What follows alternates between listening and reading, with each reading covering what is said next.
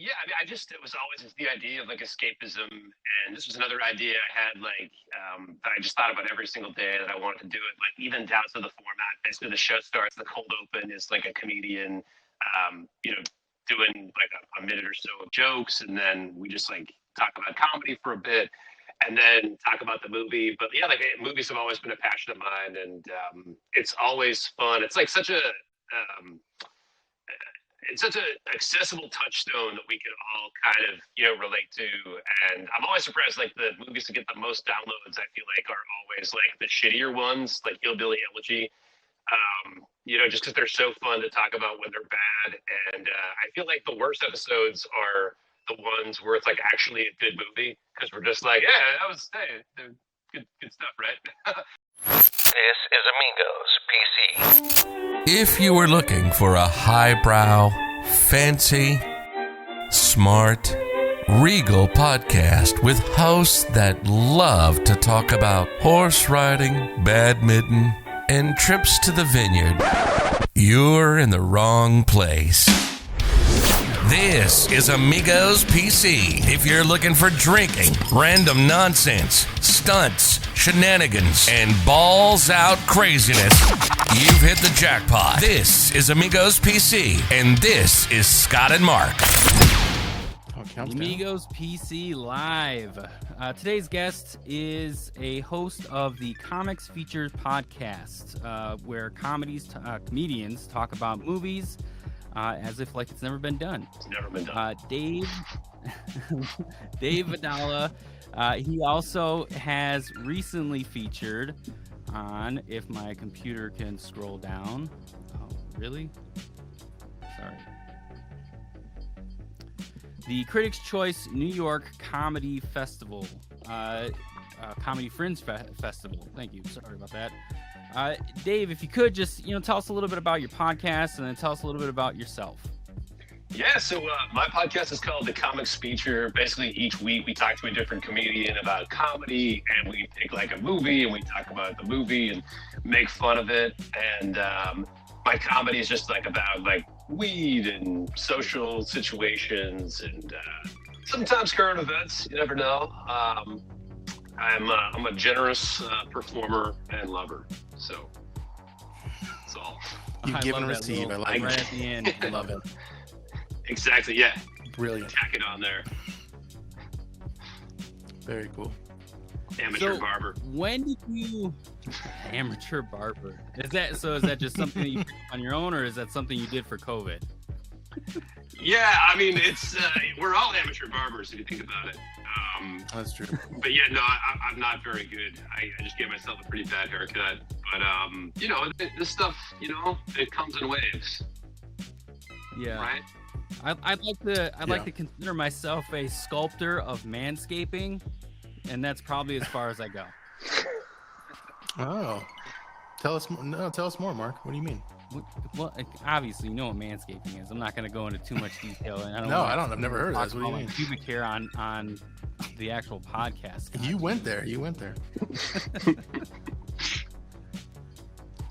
So Dave, you just said that. Go ahead. Sorry, go ahead, Mark. I use a flying fee for my pubic hair, if that's what you're going to ask. Oh, nice. Oh, yeah, yes. That's exactly where I was heading. Yeah, we forgot to ask you. We're so rude. Yeah, no, and then there's just like the nose, guest. so it looks like a fist bump if you're like close enough and also far away enough, Oh, that's cool. Yeah. Which Mighty Duck movie inspired you to make the flying V? Obviously the first one, yeah. Well, of course. Right. Yeah. So do you see they're going to make another one? How long have you been in comedy? It's kind of weird. I started in college and then kind of took a big old break, but I jumped back in probably, I think 3 years is like my fair answer. Like, I feel like I've been around the scene like 10 years, but the fair answer is 3 years. I think that math kind of checks out. What made you get into comedy? it's weird. It's like one of those things I just thought about every day until I was just like, oh, I have to do this. And yeah, I just kept thinking of more funny things or things I thought that were funny that I wanted to try. And it's a nice little like litmus test. You're like, oh, okay, like, so people did like that. So maybe I'm not crazy.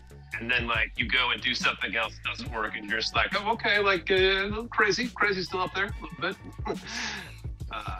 Nice. Yeah, it's always funny. Like I know, like you guys are comics too, right? No, We are not. We're just dudes. We do live No, events. we're like pretenders. Be a comedy show, but that's about as far as we get. Yeah, because like when comedians get together and stuff, like it's always the stuff I feel like I'm most excited to share, and then people are like, "Don't ever say that. You shouldn't.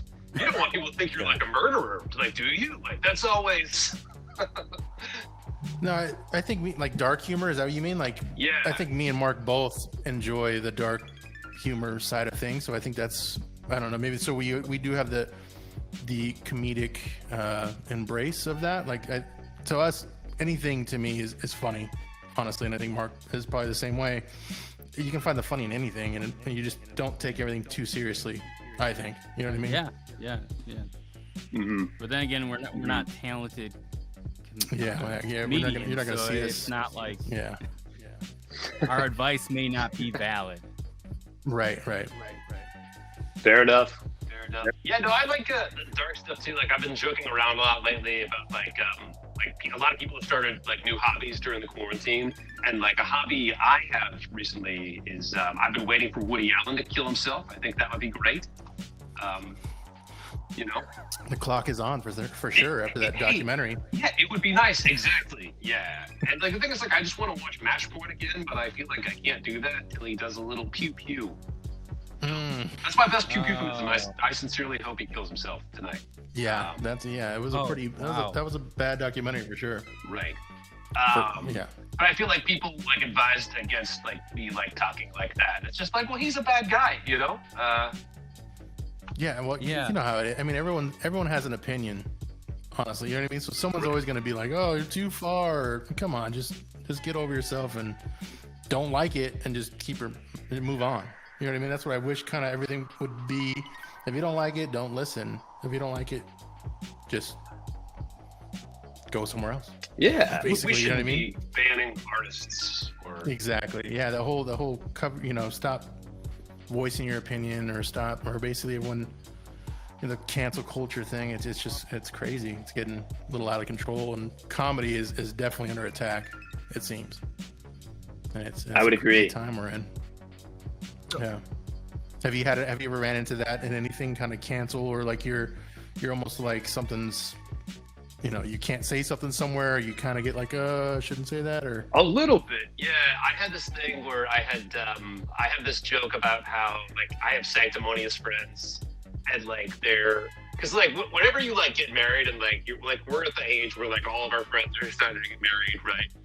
And they'll say, "Oh man, like I learned so much in my marriage. Like I learned so much," and like you're just like, not really. But yeah, so my joke is like the only thing I've learned is like how to quietly jack off in my own bathroom. You just use the Like, floor, right? Perfect. That's a Yeah, great no, marriage exactly. joke. And, yeah, it's in my LinkedIn now as a skill set. I feel good about it.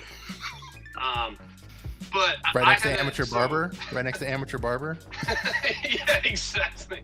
Nice. I'm a Blaine boy all the way. But yeah, you guys, but basically like later on in the stream, like I just discussed like how like, oh yeah, like I can jack off anywhere now. Like I can jack off in the video section of a public library. You'd never know I was there. You'd just be like, oh shit, they have DVDs now. Dan, in real life, it smells kind of fucking weird over here. Anybody know? But yeah, there's part of the joke where I go on to be like, oh yeah, like you guys see that movie A Quiet Place? Where like they had to stay quiet or else the monsters would get them. Like I can jack off in front of like John Krasinski's kids. Like they wouldn't be able to say anything.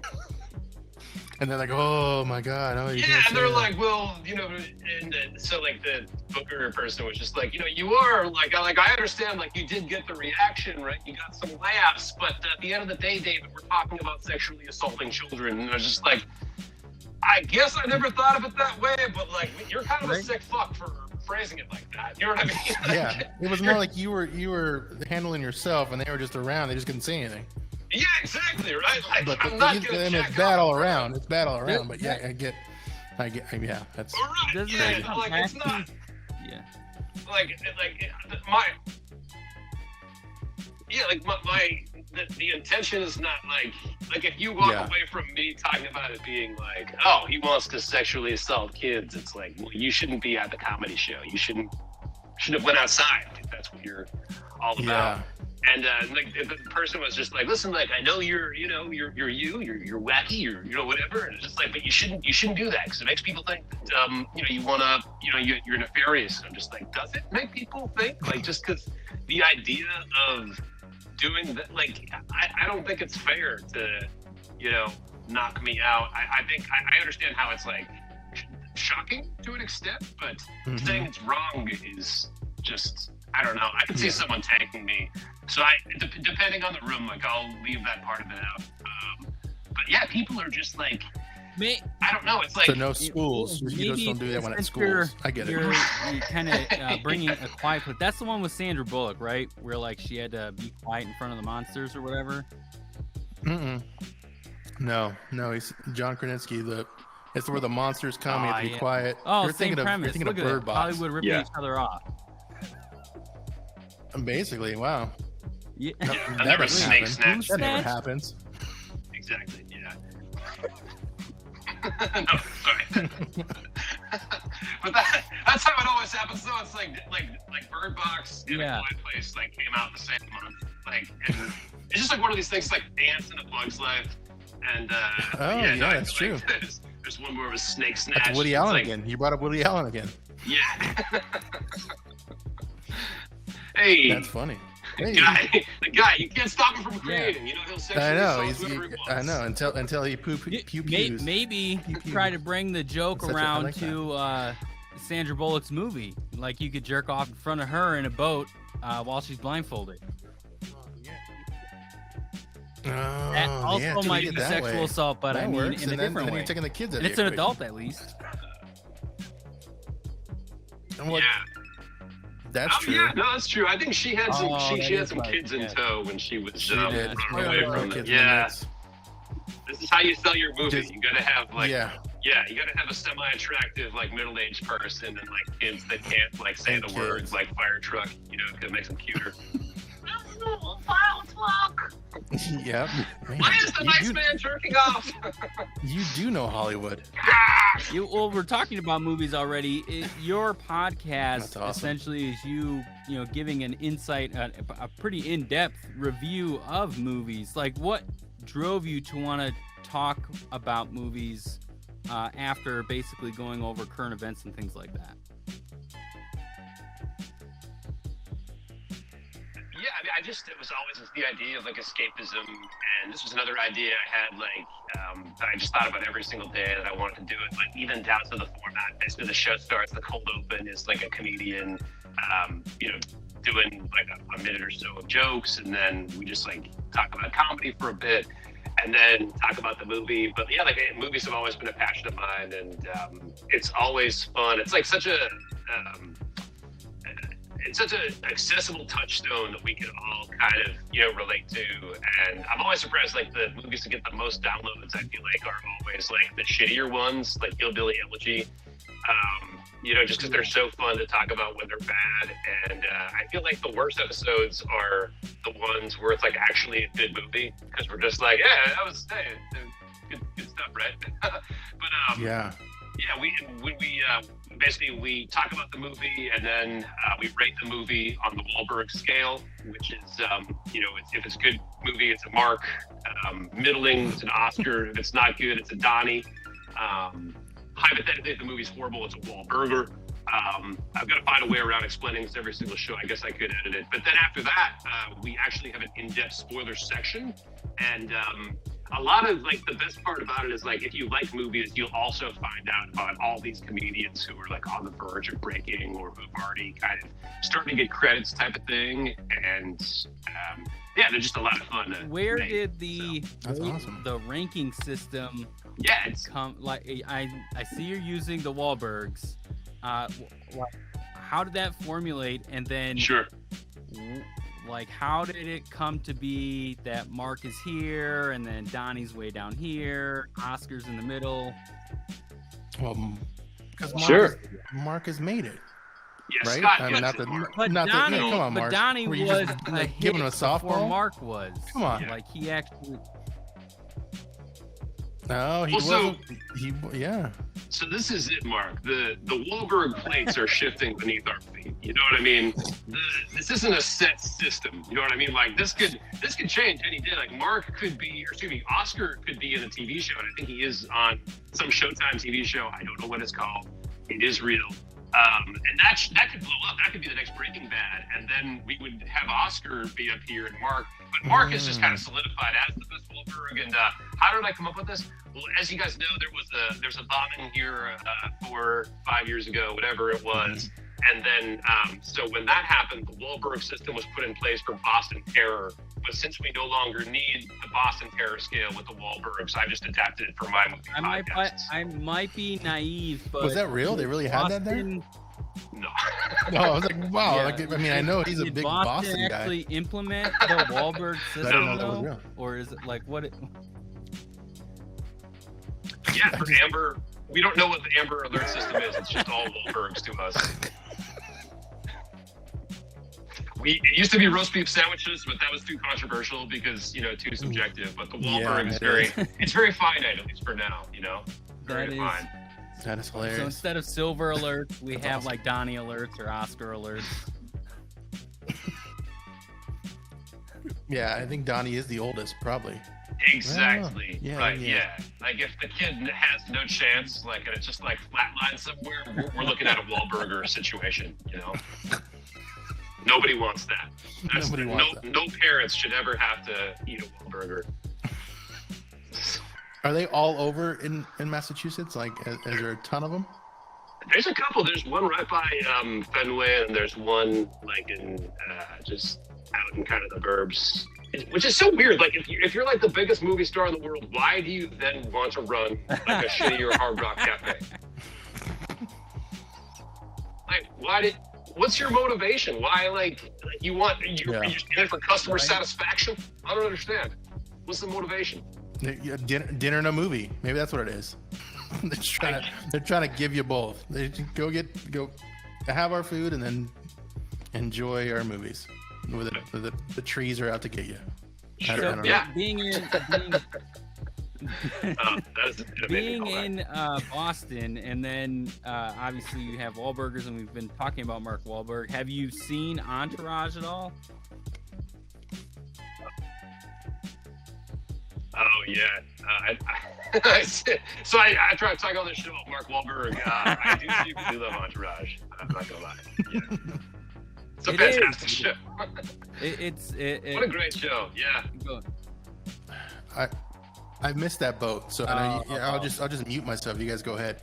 I never watched that one or even the movie because I heard the movie wasn't good though, or was it good? I don't know. I guess we'll see what you guys say, but I heard the show was amazing. The movie was Yeah, I liked. So the last episode of the show, and I don't think this is a spoiler. The last episode of Entourage, I think, to my personal opinion, is just absolute dog shit. So I think the movie is better than the last episode of the show, and I found it to be a serviceable kind of ending. But in a lot of Entourage fan fiction, which I wrote, things work out, better for drama in the end. But I don't, that's a different podcast, No, I secretly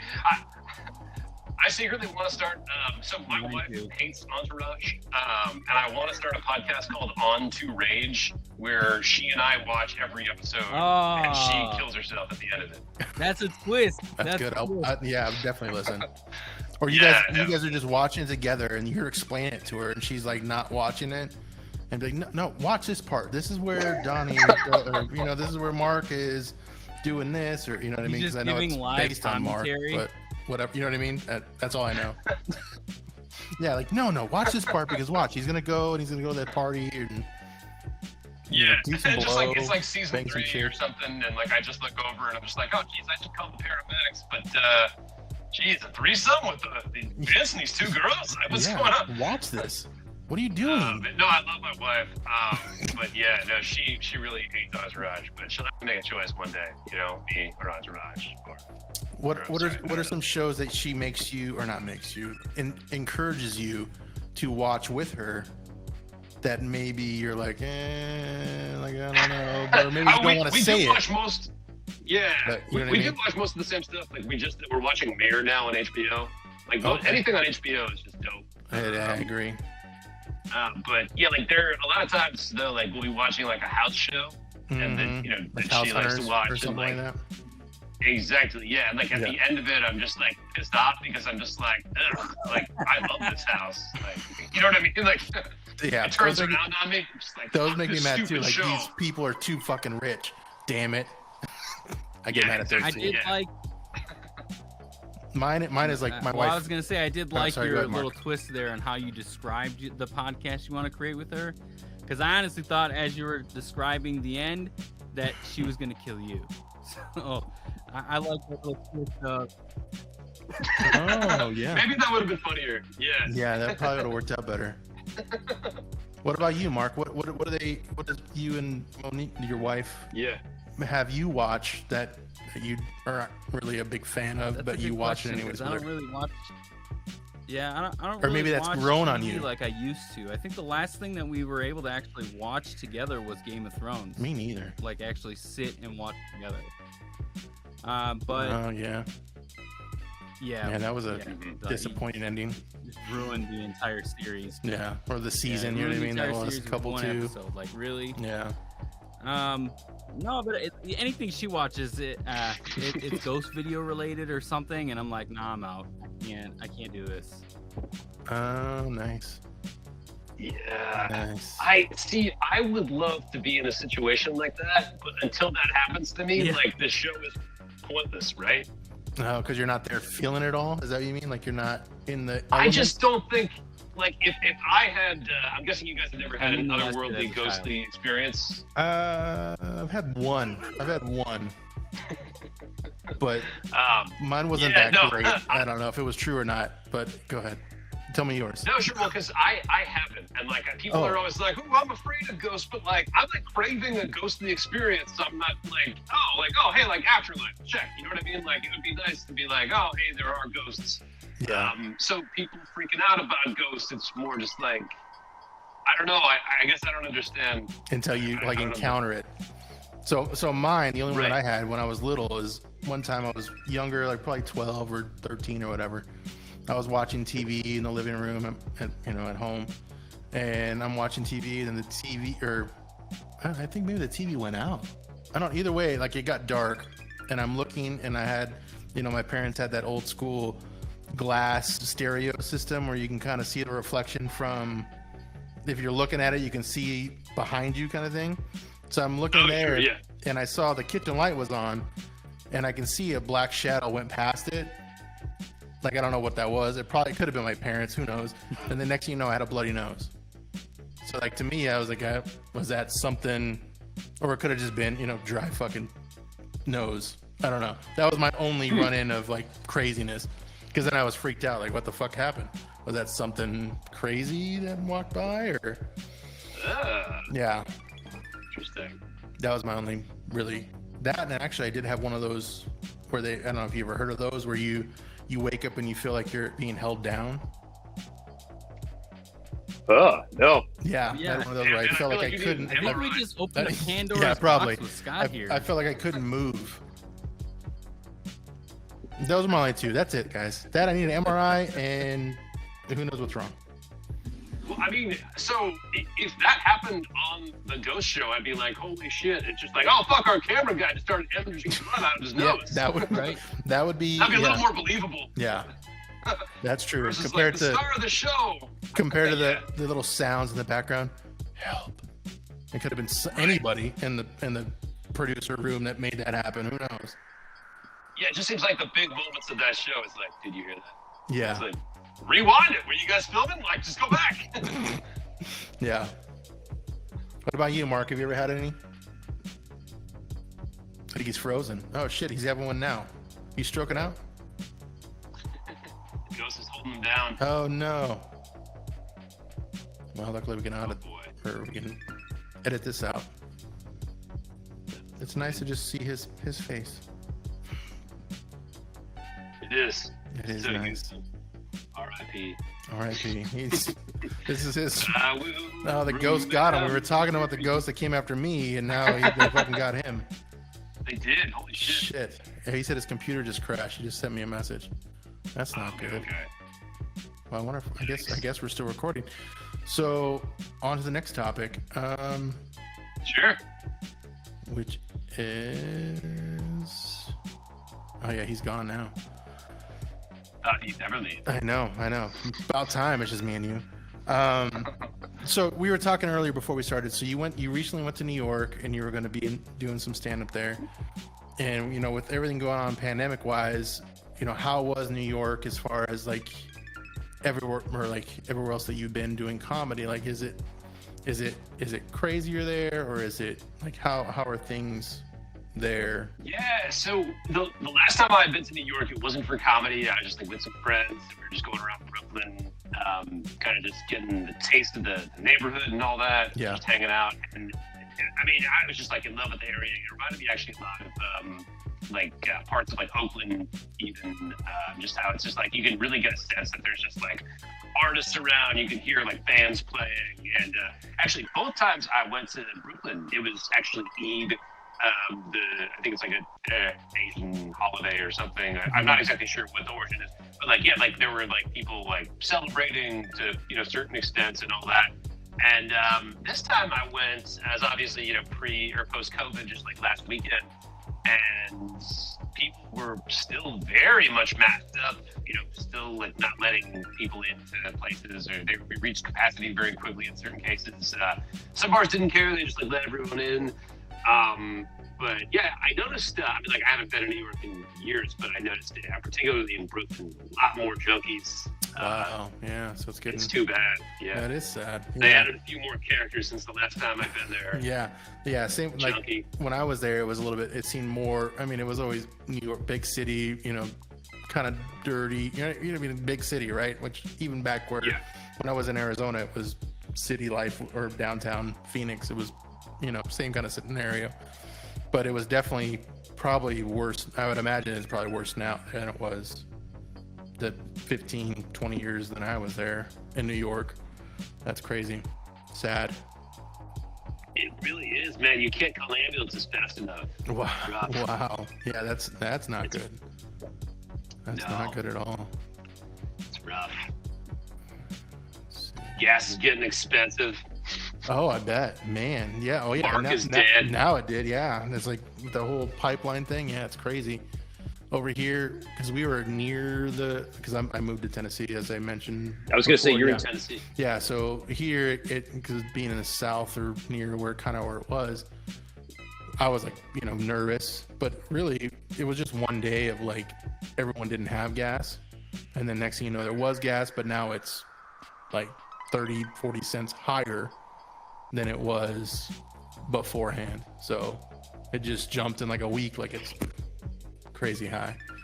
So it's like, well, Jesus. You know, it is what it is, right? You gotta. Yeah. Luckily, I don't do a whole lot of driving, but that's good. Yeah. I know. I'm a scant 200 miles or so away from New York, and I'm going back next weekend, and then another 3 weekends. So I'm just like, I just want world peace now. I was ambivalent before. I agree. But now I'm really a world peace guy. I agree. Yeah, let's like stop all the craziness and just be united, right? Like be one happy country.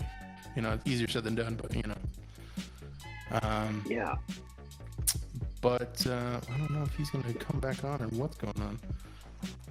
Obviously, we can edit all this out while we're. No, it's all good. Figuring out this stuff. So there was a Boston guy named Sean Carter who just moved to Tennessee, and he just started a comedy club called The Blue. Is it in Nashville? Oh, okay. Because I'm close to Nashville. I'm not in Nashville, but that's where I'm at. I should. Yeah, if I can find it, I'm gonna plug it. That's opening soon. Very cool. Yeah, because I'm looking obviously for connections in Tennessee, so then we can kind of have this whole, almost kind of like an East Coast, West Coast kind of thing, because he's there in Arizona now, and I'm here kind of on the East Coast in a sense. I don't know what you consider it. It's all new to me because I was a native to Arizona. Coming, like leaving there to come here is totally different. Yeah, for sure. I have to imagine. Wait, where are you from originally? Yeah, I was in Arizona. Oh, okay. So I was a native there, and then obviously leaving there and coming here. So now I'm like, I'm in the humidity. This like I've only been here a month, so I'm like now feeling the whole like swampiness, right? Like that's. Yep. And I felt that in New York. Are people real nice? Yeah, Real nice down there. Yeah, I'm swimming in my clothes for sure. And it's a whole new world so far, but it's felt like it definitely has felt like a good place to be, I'd say, so far. Nice. No complaints. Yeah, because I feel like people are super nice there, where I feel like in Boston people just don't give a fuck about you, and it's weird if like people say hi, you're like, oh, this guy wants money, he's talking to dude, yeah, I was getting the same feeling, and it's weird, back in Arizona I was getting that same feeling, which I don't know why, but I was getting that. No one really, like here it seems more like everyone's waving, everyone's trying to help and like talk to you and like be more like involved, and it's like that's a whole, like everyone's neighborly, and I'm not, because I think Arizona probably kind of ruined me a little bit because I'm not really neighborly, or maybe I'm just, an introvert in a sense where I don't really want to mingle with folks, but that like it's a whole new world. It's crazy. It really is. Yeah. It's a shocker. It's like we have like people in our building, and it's like and it's like we have a dog, right? We'll go to the dog park, and it's fun because people are super nice and always want to talk to us. But like even me, like I'm just like, oh, like why can't I just be nice to people and be people's friends who I just like see casually, but like instead I just hate them. Yeah. Like I want nothing to do with you, man. Like yeah. I have to see you already. Like I don't know what kind of mood I'm gonna be in. Like tomorrow when I'm just like walking out to my car, and it's like I don't want to. Like I can't bank on that I'm gonna want to say hi to you when I'm like barely awake. You know what I mean? Yeah. It's like starting relationships in your condo complex is hard. It is. Yeah. It shouldn't be done. Yeah. I get it. It's hard to make those connections from scratch.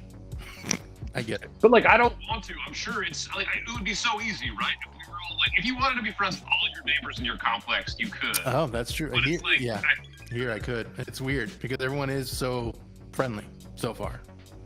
Yeah. That's crazy. Oh, Mark. Oh, Mark's back. Mark. Hey, Mark. You're joining us now in the Amigos My computer decided podcast. it wanted to update Windows as we were recording for some reason. Shut everything down. See that? Oh, jeez. You light your Mac on fire, and now you get your Windows wanting to update and send money to Bill Gates for divorce. Right? Well, I mean, this laptop has been trashed since we tried to use it for Amigos recording when we first started the podcast. So yeah, so it's a throwaway.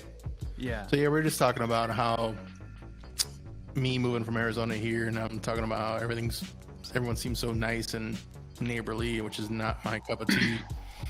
And he was saying the same kind of thing up there in Boston. It's kind of same thing. It's like it's hard to be neighborly, it seems.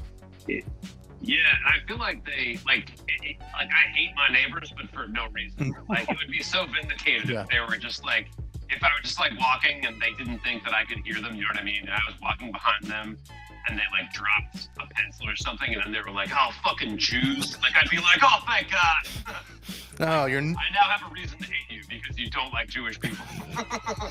But like right now, I just hate them for literally no reason. I'm just like, I don't want to talk to you, man. Yeah. Keep fucking walking with your no hate for anybody. Yeah, I have no desire to like get to know my neighbors. I can't even fathom like the whole like just sitting out in front of your house and like having a conversation with one of them. It's like, this is so unappealing to me. I don't want to know who you are. I don't want to know what your opinion is when I yell at my kids in my house and you can hear it. And I don't want to know what those weird noises are coming from your house either. So let's just not socialize at all.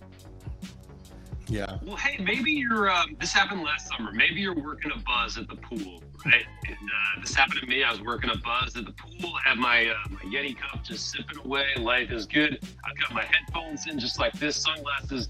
Little boy comes up to me, starts talking at me. I don't take out my headphones. I don't look at him. I don't say anything. And I notice he's still talking to me. And then I notice his dad walks over. He's wearing sunglasses. And I'm like, what the fuck? I take out my headset. And he's like, my son is talking to you. And like, I was like, oh, okay. And I look over and like, I think he was just like, oh, what do you come to the pool off? And I'm just like, get the fuck out of here, man. You bother me for this? Like, I almost I can't have relationships. I almost would turn to him and be like, yeah, I'm legally not allowed to talk to children. You might want to get him. Oh, good away. Dark turn. I like that. Yeah. That's good. Put that one in your back pocket, Dave. I've been canceled with this one Booker guy. So let me tell you about that real quick. But yeah, you know what I mean? Like, it's your neighborly relationships and it will just weigh you down in life. Yeah. You know, just go about your life, have your friend group separate from your neighbors, and you know. Yeah, we have a rule that we're not going to be friends with neighbors on the same street as us, because we've had issues where we were friends with neighbors that were like next door to us and things kind of fell apart, and then you don't want to really be next to those people anymore, really, because it gets kind of weird. Sure, yeah. So like, it's our new rule is like, you can't, like, you can be nice and cordial to the ones near you, but you have to be further away from the ones that you're actually friends with, because then if it falls apart, say, I'm done with you. I don't have to really see you every day, kind of thing. Is what I've learned in life. Right? Yeah. Exactly. Oh, that's hilarious. So, minus the internet connection, was there anything else you guys talked about? Talked about his New York trip. Yeah. Talking about how, we talked about that once because we talked about it offline. I brought it back up, and he's talking about the funny he had there, and how the mask thing is, and all that. How they're I still. was listening to one of your episodes, and it sounded like you drove like 6 hours to Connecticut for a show one time. Yeah.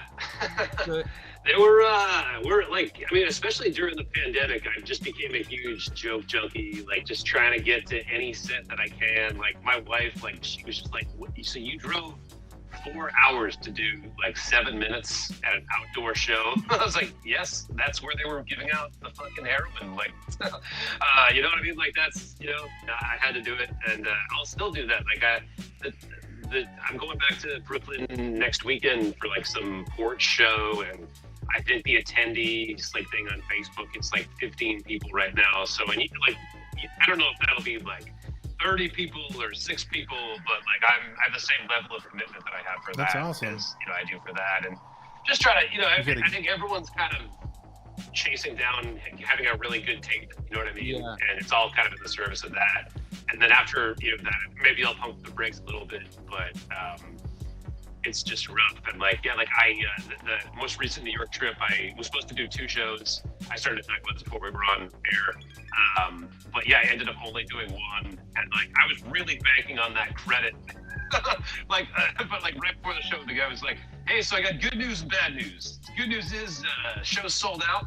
Bad news is you can't be on it because you didn't sell any tickets. It's like, what? Yeah, and you were saying that you went into it telling them like, hey, I don't really know a lot of people here. You know what I mean? Like, yeah. Well, yeah, I was like, I'm a Boston comic. I have like 3 comedian friends who, I'm pretty sure they're going to be coming by. And he was just like, yeah, like, we'll figure it out. And so what happened was the show was actually at 6 at Broadway Comedy Club. You put a little gasoline on that bridge there. So it was 6 o'clock, and I got check out of my hotel room was I think like 10 a.m. and I checked out, and then it's just like a super hot fucking day, and I was just like literally walking around. I was like all day to burn. So I just kind of hung out again, just burning money. My car is parked somewhere, and I decided to like just watch a movie like in a theater, which I haven't done in like 11 months or whatever. And I was enjoying Raya and the Last Dragon for like an hour, and I was like, I gotta pull myself together. I got a show tonight after all. So I leave the theater like an hour into the movie. But it was just cool to like sit somewhere and chill for a little bit, not think about the show type of deal. And I'm walking over to the club, and he's like, "Hey, don't bother, showing up." Oh. Like, God damn it! I know my one credit or my other credit that I was hoping on, banking with. It's too bad. It is a crazy business. Yeah. What are you gonna do? But still, that's awesome that you're trying to find the avenues to be able to work the craft, and it's tough, being up there in the northern east, because it seems like it's a harder place to be, even in probably California too. It's hard for them if they're doing stuff on the beach and stuff to be able to do comedy, and it's rough for comics right now. That's crazy. Well, yeah, it's starting to open up a little bit, but I feel like Boston is an especially difficult place to start comedy. But I think that's a good thing. It's like if you start learning guitar on a really shitty guitar, and then you pick up a good guitar, you're like, oh, holy shit, I can kind of do this a little bit. And that's kind of been my performing outside of Boston. That's good. I like that. Yeah, everything is just a better guitar than Boston. Boston is great, but it's a hard fucking town. Yeah. So let me ask you this. This might be a weird, just a weird question. But ease of getting from Boston to New York to do a show, is it easier to take a train and get into the city, or is it easier to just bring your car and deal with parking? Yeah, so I'm kind of a New York noob, but I was kind of even embarrassed that I had to get a hotel once I had my first show that actually occurred. It was weird. Everyone was just like, oh, you should have just stayed with us type of deal. Yeah. But I'm sure it probably is easier just to take the train in there and chill, not worry about literally being outside for 8 hours before your show. Excuse me. So yeah, I think next time I'll do that. Just take the train. But yeah, for me, I was just I'll have my car, and then I'll go to a garage. I'll go from that garage to the show to the hotel to the car to the other shit. And I'm just all fell apart kind of. Yeah, that makes sense. That makes sense to me. That's how I would look at it. Basically going, right, but that sucks. And it's also appealing just to be on your own schedule. It's you leave when you want to leave. You're not asking people where the train is and stuff like that. More freeing. Very true. It's just I don't know, with New York being as big as it is and everything that's kind of connected to everywhere, it just seems like, okay, well, I don't want to deal with parking while I'm there, so how can I avoid that type thing? Yeah, well, I knew I was gonna stay for free overnight. I was actually able to park for free, so I saved a bunch of money. Okay, so that works. But it was just kind of finagling.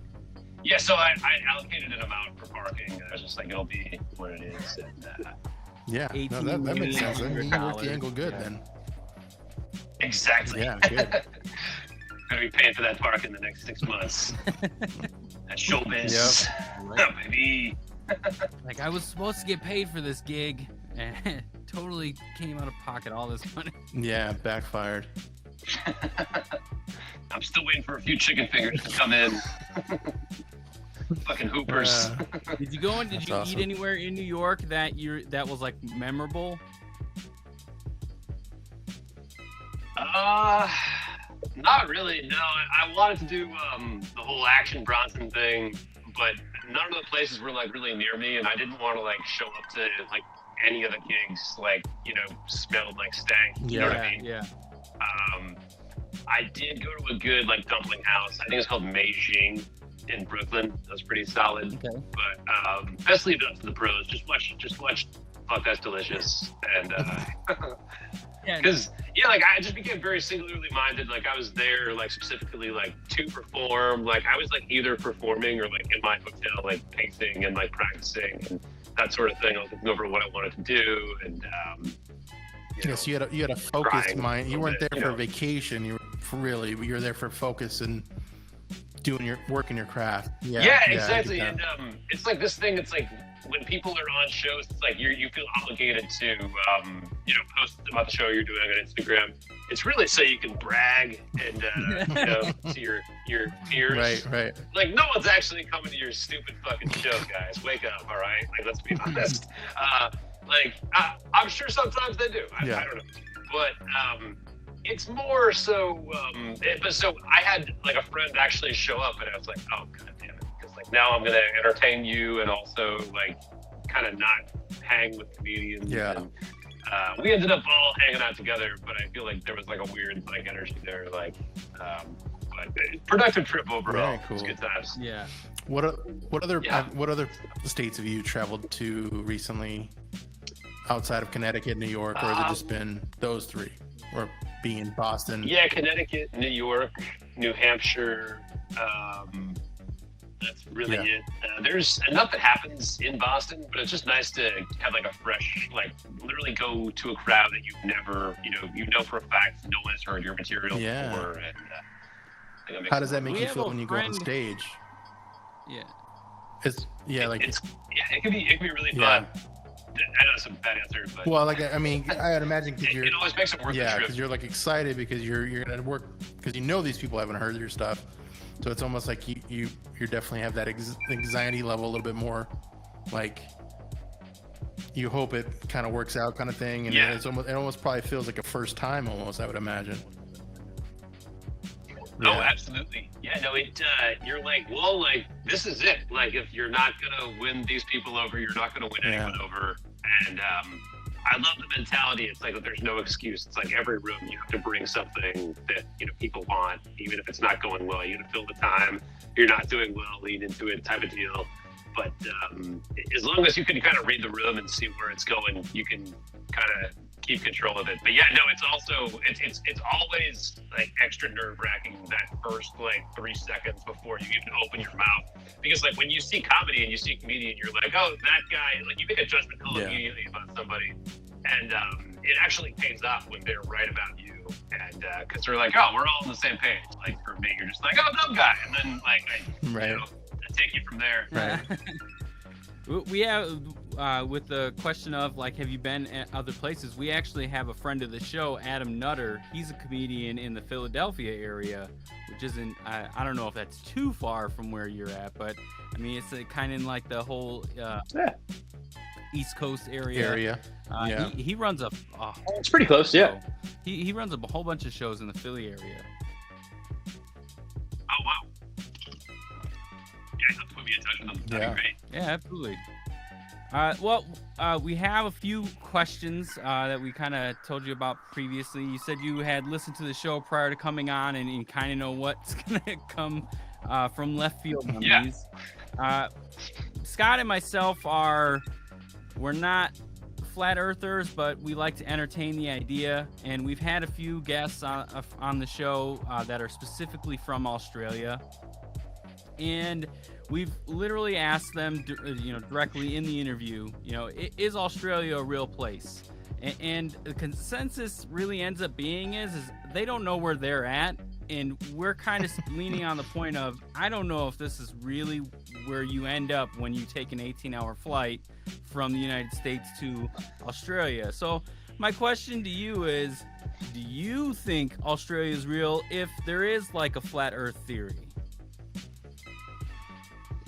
Yeah, no, this is brilliant, and I did appreciate this on your episode recently, because it's so true. Yeah, like it doesn't, because anytime anyone talks about Australia, there's always like that thing of just like, well, you're not actually going there, are you? Because like everyone's fucking in on this thing, like it's not there. Like, and they're always like, oh yeah, well, Australia, no, sure, oh yeah, sure, it's beautiful. Oh my god, of course, yeah, what do you, kangaroos, of course, but only 28% of it is inhabitable. Like they scare you, you know what I mean? They don't want you going there. It isn't there. And there's so many rules, like you can't bring anything with you. Nothing has made more sense. You can't bring anything with you. It's like it's a whole other world. Yeah. Can't take nothing back with you. Another thing too that kind of feeds our argument that it's not a real place is that they don't let you leave with Australia's stuff. Like you have to buy. You wanted to get a didgeridoo, right? You wanted to get a didgeridoo, and which that's a ridiculous name in the beginning, but you have to buy one from like yeah, exactly. You have to buy one from like a third party manufacturer or whatever you want, provider, distributor, and have it shipped to your house. Like you can't bring. They sell koala fur there regularly, and you can't let that. They don't let that leave Australia supposedly. So that's another thing. Like, okay, well, why can't I bring this stuff with me? Like, this doesn't make sense. I don't think this is actually a real place because I can't provide evidence that I was even there. Yeah. Oh man, that's crazy. And I feel like maybe Australia is just like the truest. Like this is all a simulation, but like Australia is the actual Matrix. Oh my It's God. a server farm. Like Shit. exactly. Like, you'd get there and you'd be like, "Whoa, this is so nice here." And they're like, "Well, it's the Matrix, mate." You know. And that's you. That's the kangaroo talking back to you. Exactly. Yeah. Hey, just shut up, robot kangaroo. Damn robot kangaroo. You're not real. They're everywhere. Since we're kind of making this like a conspiracy that Australia really isn't real, do you have a favorite conspiracy that you like to entertain regularly?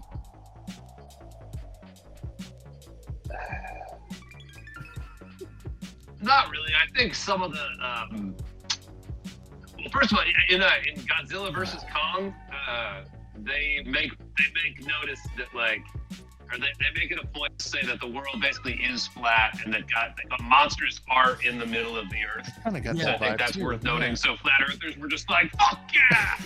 So that movie came out, they're like, "Finally!" But yeah, I think, I don't know. I think DJ Khaled like is probably being held like you know what I mean? Like he has someone. What's the word I'm looking for? Like basically, he has no talent and he's famous for no reason. Like He's I think a stage person. someone he has someone very high up's daughter like kidnapped or something. So Or how does that work? it's almost like a Do you know what I'm trying like to a taking articulate? situation, or no? Wait, no, that wouldn't make sense. It's more like a Yeah, how like does that work? damn, I'm trying to figure how that would be.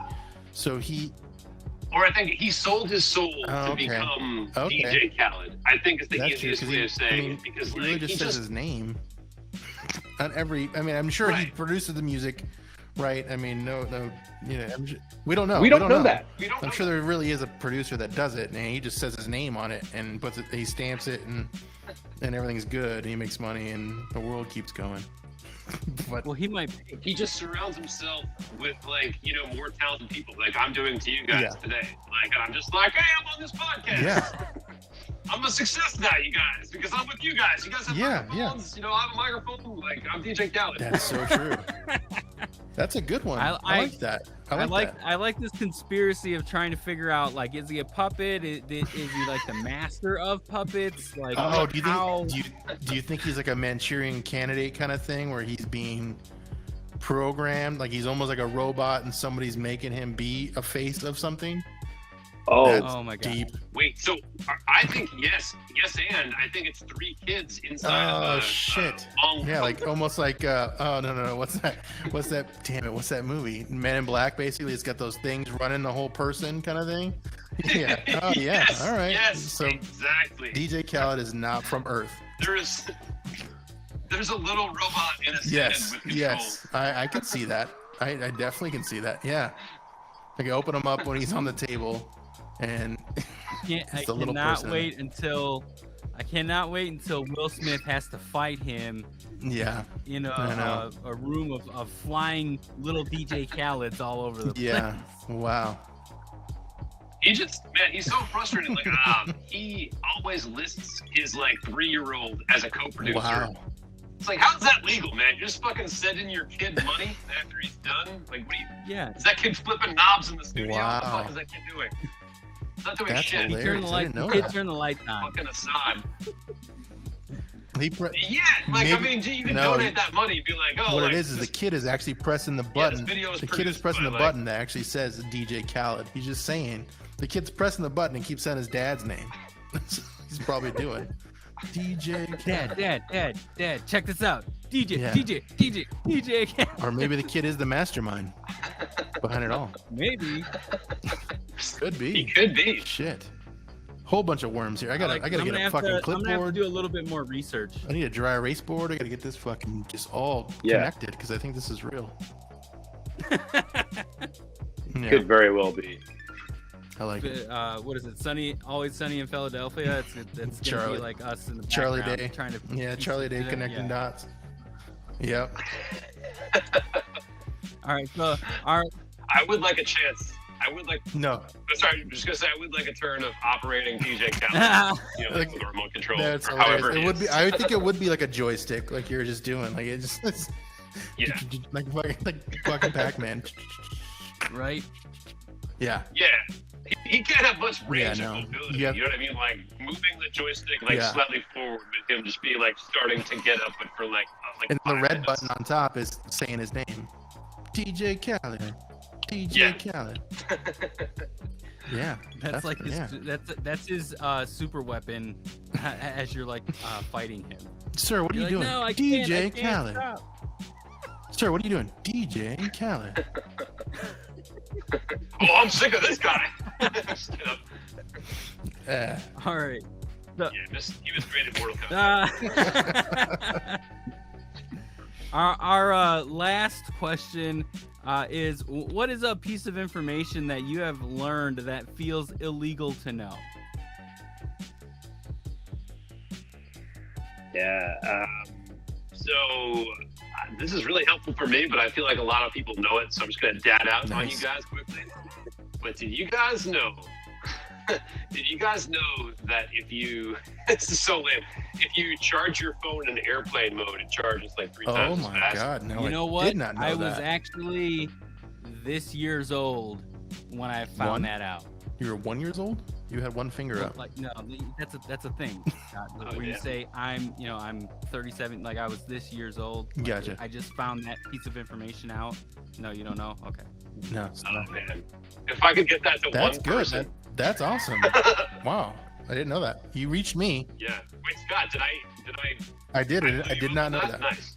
I do know the one thing I know is if you have an internet signal trouble, is you toggle your airplane mode, and then it reconnects your cell phone towers, so that gets you connected better. Yeah. So you toggle it if you're having problems 5G, like cell phone wise, you toggle it and it will reset you to help you connect better to another tower that you're near closer to. Did you learn that after you? Oh, interesting. Did you learn that after you switched to AT&T? Because I have to do it more often. No, that's not true. Yeah. But no, I've heard that from our friend of the show, our Apple guy, Brian. Oh yeah. Yeah, that's where your laptop is. Yeah, that's exactly where my laptop is right now.